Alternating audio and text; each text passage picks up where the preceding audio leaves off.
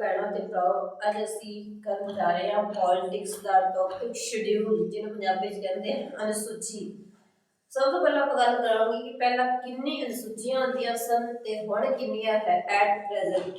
ਪਹਿਲਾਂ ਹੁੰਦੀਆਂ ਸੀ 8, ਹੁਣ ਹੈ 12। ਕਿੰਨੀਆਂ ਅਨੁਸੂਚੀਆਂ ਹੁੰਦੀਆਂ ਸੀ ਪਹਿਲਾਂ? 8, ਬਟ ਐਟ ਪ੍ਰੈਜ਼ੈਂਟ ਕਿੰਨੀਆਂ ਹੈਗੀਆਂ? 12।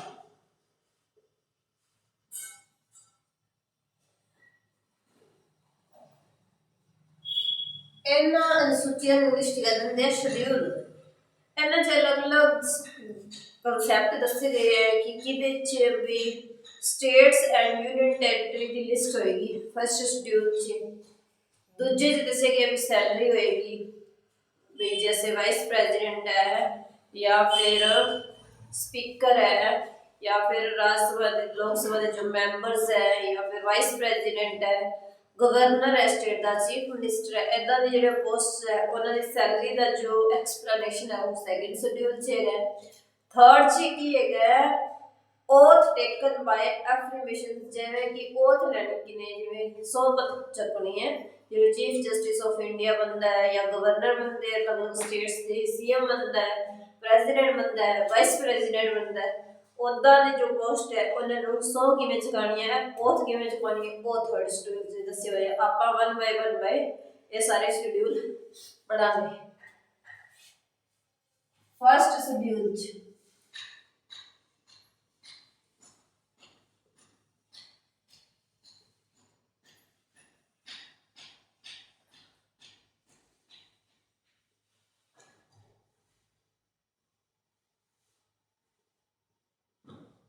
List of states and union territory, राज्य ते केंद्र शासित प्रदेशों की सूची बारे की दसे गया है।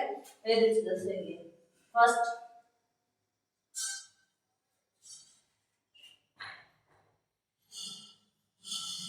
लिस्ट ऑफ स्टेट्स यानी कि राज्य एंड यूनियन टेरिटरी, यूटी, मैं यूटी लिखांगी, यूनियन टेरिटरी यानी कि सूची राज्य ते केंद्र शासित प्रदेशों की, राज्य ते केंद्र शासित प्रदेशों की।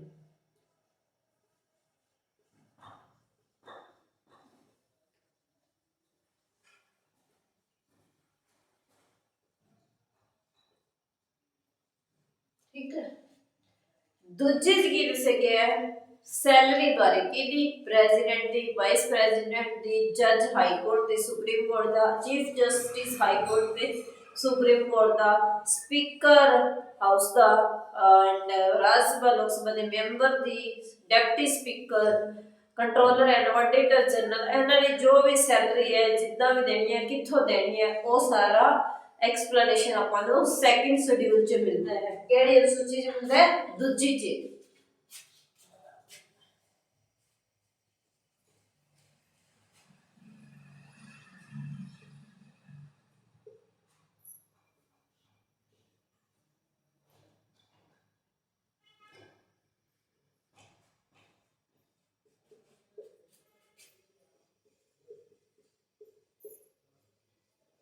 like president, vice president,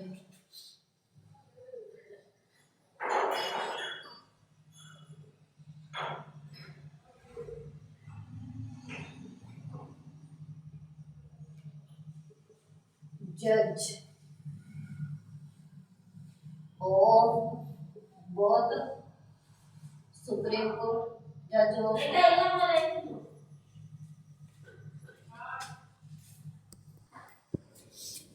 second schedule च दस्या गया salary of officers like president, PM, chief justice of high court and supreme court, chief justice of India, chief justice of high court and जज of high court, supreme court, speaker और deputy speaker, vice president etcetera इदां दी जिहड़ी post है ओहदे बारे च जिहड़ी सैलरी दा जिहड़ा एक्सप्लेनेशन है वो अपन किहड़े शेड्यूल च मिलदा है दूजे शेड्यूल च मिलदा है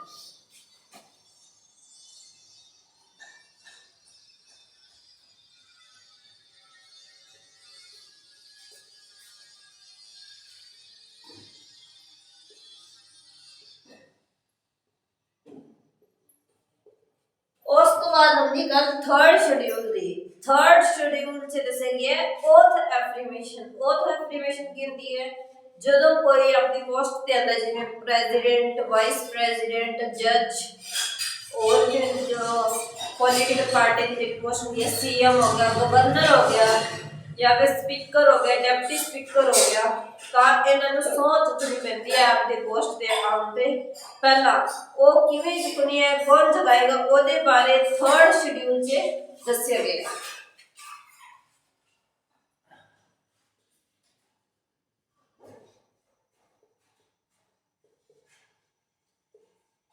थर्ड अनुसूची दे विच की दस्सिया गया है ओथ एफर्मेशन सौं दे बारे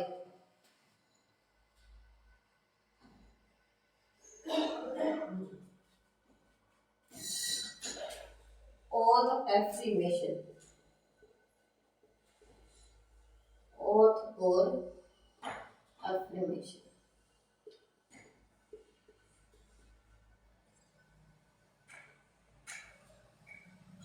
जिवें कि आप गल करते हैं कि गवर्नर नूं सौं कौन चुकांदा है chief justice of high court president नूं कौन चुकांदा है चीफ जस्टिस ऑफ इंडिया इदां ही जो अलग अलग पोस्ट जो होंदी है सीएम नूं कौन चुकाएगा उदां ही जो ए ओथ दे बारे जो एक्सप्लेनेशन है वो थर्ड शेड्यूल च दित्ती गई है हुण गल आती है फोर्थ अनुसूची दी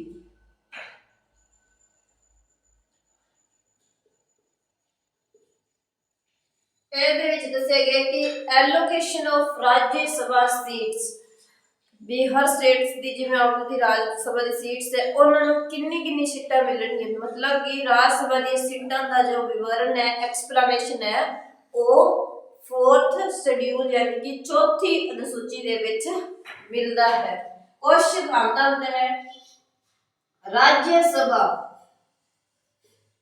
दी सीटां दा allocation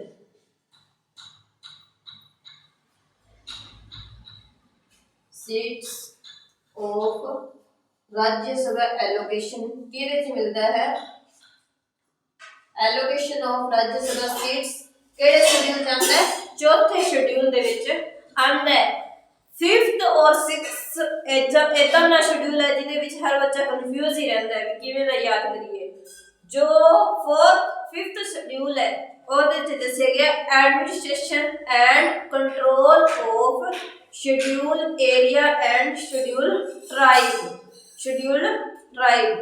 schedule caste and schedule tribe का जो एरिया है ओहदे च किवें प्रशासन चलाना यानी कि एडमिनिस्ट्रेशन कंट्रोल किदां करना है वो कंट्रोल वर्ड ये सारा किहदे च मिलता है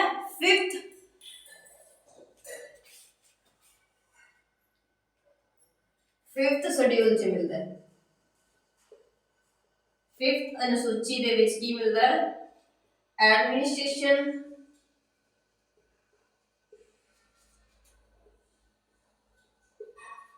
and control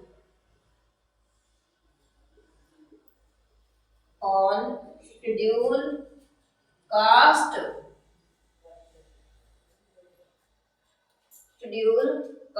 and schedule tribe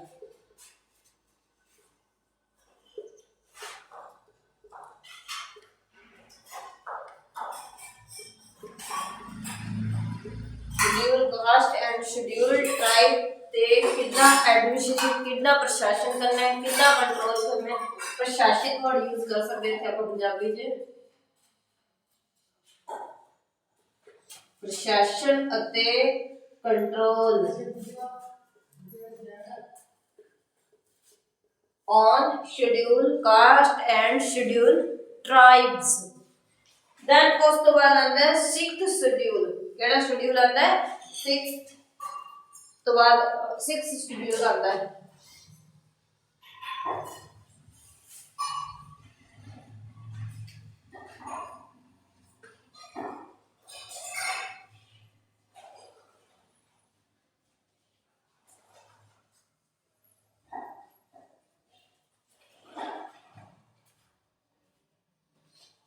6 number schedule 6वीं अनुसूची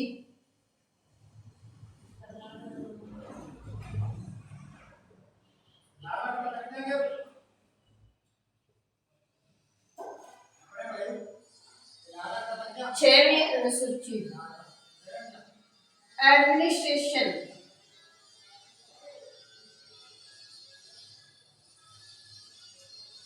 on tribal area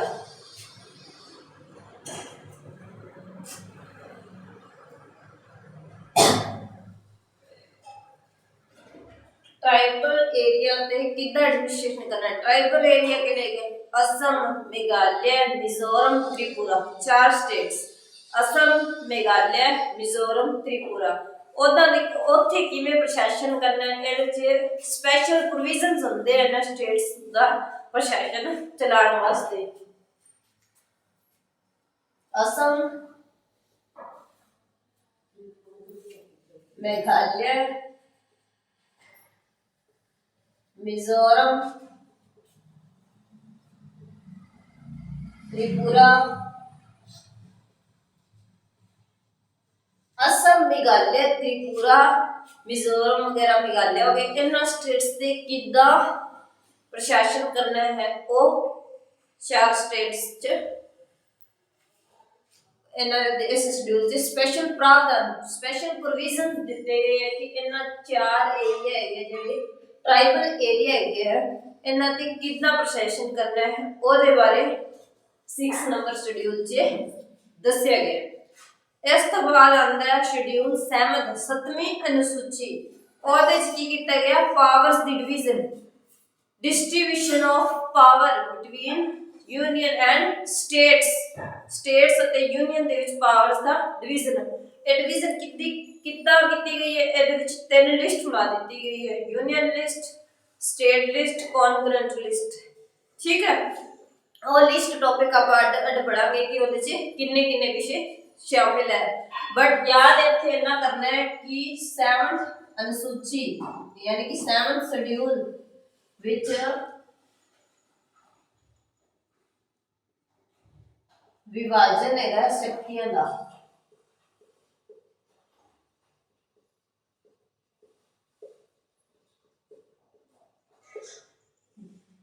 distribution of powers between union and states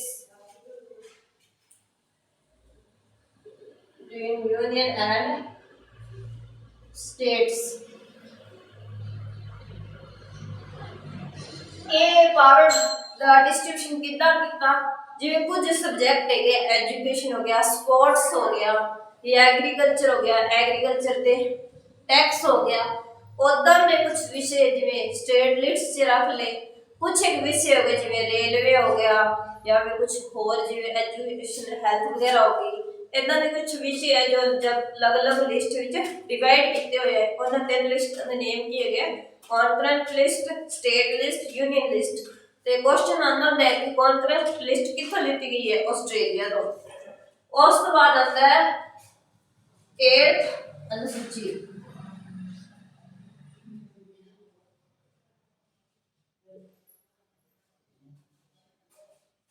ਇਹਦੇ ਚ ਕੀ ਦੱਸਿਆ ਗਿਆ ਇਹ ਸਭ ਤੋਂ ਜ਼ਿਆਦਾ ਇੰਪੋਰਟੈਂਟ ਹੈਗਾ।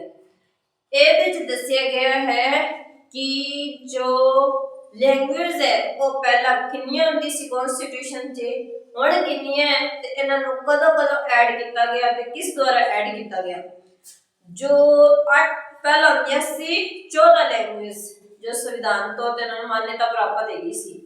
हुण हैगियां 22 लैंग्वेज यानी कि 22।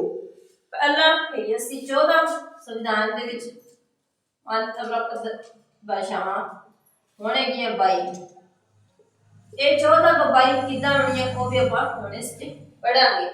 सब तो पहला 21 नंबर जो अमेंडमेंट हुई सी ਉਹਦੇ ਚ ਕਿਹੜੀ ਲੈਂਗੁਏਜ ਜੋੜੀ ਗਈ ਸੀ ਸਿੰਧੀ ਭਾਸ਼ਾ। ਕਿਹੜੀ ਸਿੰਧੀ ਭਾਸ਼ਾ। 21 ਨੰਬਰ अमेंडमेंट को कहते हैं संशोधन।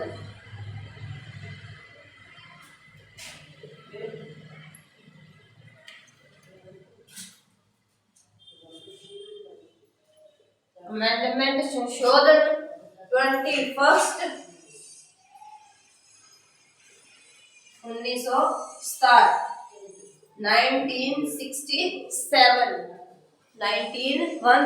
1967 च केड़ी भाषा जोड़ी गई सी संविधान च सिंधी केड़ी सिंधी इस नाल कितनी भाषावां गई सी फिर 15 भाषावां मिल गई सी उस तो बाद होया 71 नंबर अमेंडमेंट जिदे थ्रू 3 भाषावां जोड़ियां गईयां कोंकणी मणिपुरी नेपाली कोंकणी मणिपुरी नेपाली वेखन च लगता भी जल्दी याद आ जाएगा बट होएगा नहीं कोंकणी मणिपुरी नेपाली इन्हें रिवाइज करना पड़ेगा कोंकणी मणिपुरी कब ऐड की गई 71 नंबर अमेंडमेंट संशोधन 21 कोंकणी मणिपुरी नेपाली कोंकणी मणिपुरी नेपाली ये 3 भाषावां ये होई कदों सी अमेंडमेंट 1992 ਦੇ ਵਿੱਚ ਹੋਈ ਸੀ 1992 ਦੇ ਵਿੱਚ ਹੋਈ ਸੀ ਉਸ ਤੋਂ ਬਾਅਦ ਆਂਦੀ ਹੈ 92 ਨੰਬਰ ਅਮੈਂਡਮੈਂਟ ਕਿਹੜੀ 92 ਨੰਬਰ ਅਮੈਂਡਮੈਂਟ ਇਹਦੇ ਨਾਲ ਤਿੰਨ ਭਾਸ਼ਾਵਾਂ ਜੋੜਨ ਨਾਲ ਕਿੰਨੀ ਹੋ ਜਾਂਦੀ ਹੈ 18 ਭਾਸ਼ਾਵਾਂ 18 ਤਾਂ ਹੁਣ 22 ਕਿਵੇਂ ਬਣਨਗੀਆਂ ਉਹ ਹੋਏਗਾ अमेंडमेंट होती है 92 नंबर 92 अमेंडमेंट संशोधन 92 नंबर संशोधन ਇਹਦੇ ਚ ਜੋੜੀ ਜਾਂਦੀ ਹੈ 4 ਬੋਡੋ ਡੋਗਰੀ ਮੈਥਲੀ ਸੰਥਾਲੀ ਬੋਡੋ ਡੋਗਰੀ मैथिली संथाली क्वेश्चन आया सी पेपर च कि जो प्रेसिडेंट बनी अपने द्रौपदी मुर्मू जी ए केडी ट्राइब तो बिलोंग करते सी संथाली बोडो डोगरी मैथिली संथाली ए भाषावां ऐड करन नाल कितनी बन गईयां संविधान च प्राप्त भाषावां 22 भाषावां बन गईयां केडी अमेंडमेंट सी 92 नंबर होई कदों सी 2003 ਦੇ ਵਿੱਚ ਹੋਈ ਸੀ ਕਿਹੜੀ amendment 92 number amendment Bodo Dogri Maithili Santhali ਭਾਸ਼ਾ ਜੋੜੀ ਗਈ ਸੀ ਉਸ ਤੋਂ ਬਾਅਦ ਆਂਦੀ ਹੈ ਗੱਲ 9th ਅਨੁਸੂਚੀ ਦੀ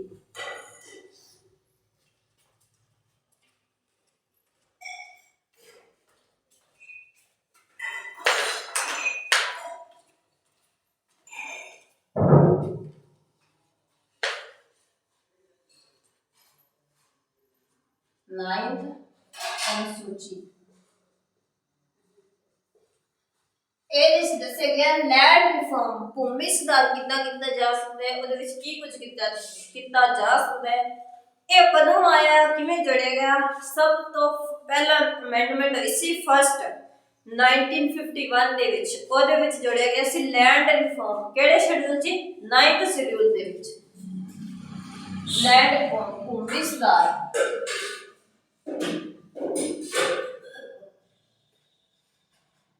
लैंड रिफॉर्म विस्तार अमेंडमेंट केड़ी सी फर्स्ट 1951 च हुई सी फर्स्ट अमेंडमेंट 1951 ਦੇ ਵਿੱਚ ਉਸ ਤੋਂ ਬਾਅਦ ਆਂਦਾ ਹੈ 10th schedule very important anti defection law दल बदलू मतलब जो कोई पॉलिटिकल पार्टी भी बार चेंज करता रहता है ਉਹਦੇ ਵਾਸਤੇ स्पेशल कुछ रूल्स बनाए गए हैं भी वो कदों कर सकता है चेंज ओदा दा दल बदलू वाला जो एंटी डिफेक्शन सब्जेक्ट जो है वो केड़े शेड्यूल च हैगा 10 नंबर शेड्यूल ਦੇ ਵਿੱਚ 10 नंबर शेड्यूल 10th शेड्यूल ਦੇ ਵਿੱਚ ਕੀ ਹੈਗਾ anti defection law anti defection law दल बदलू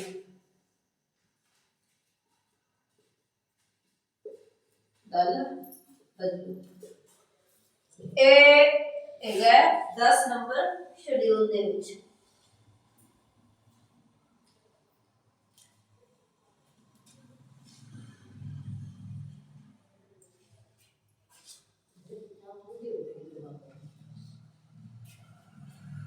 ਇਹ ਜੋੜਿਆ ਗਿਆ ਸੀ 52 ਨੰਬਰ ਅਮੈਂਡਮੈਂਟ ਹੋਈ ਸੀ ਕਨਸਟੀਟਿਊਸ਼ਨ 1985 ਦੇ ਵਿੱਚ 1985 ਦੇ ਵਿੱਚ।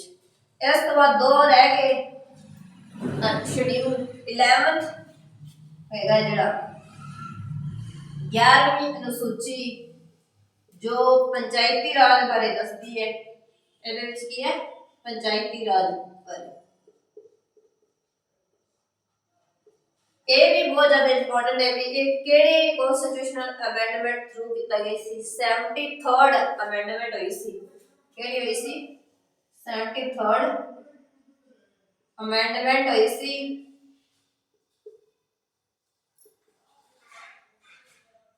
73rd ਅਮੈਂਡਮੈਂਟ ਹੋਈ ਸੀ 1993 ਦੇ ਵਿੱਚ ਹੋਈ ਸੀ। 1993 ਦੇ ਵਿੱਚ ਹੋਈ ਸੀ। ਤੇ ਅਮੈਂਡਮੈਂਟ ਐਕਟ ਕਿਹੜਾ ਹੈਗਾ ਸੀ 1992। ਠੀਕ ਹੈ। ਉਸ ਤੋਂ ਬਾਅਦ ਆਉਂਦਾ ਹੈ 12th ਸ਼ਡਿਊਲ। ਉਹਦੇ ਵਿੱਚ ਦੱਸਿਆ ਗਿਆ ਹੈ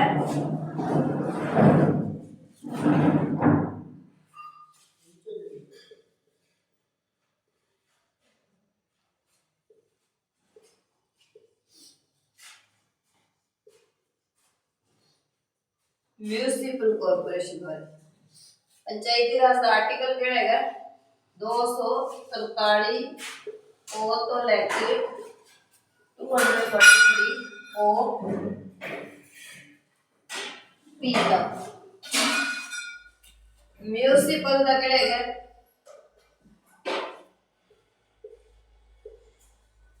ए 74th अमेंडमेंट दे थ्रू होया सी 1993 दे विच। ਇਹਦੇ ਹੈਗਾ ਆਰਟੀਕਲ ਸੰਵਿਧਾਨ ਦਾ 243 ਪੀ ਜੀ ਤੋਂ ਲੈ ਕੇ 243 एच जेड। ठीक है। 11 नंबर शेड्यूल से पंचायती राज जो ऐड किया गया 73rd अमेंडमेंट थ्रू 1993 दे विच।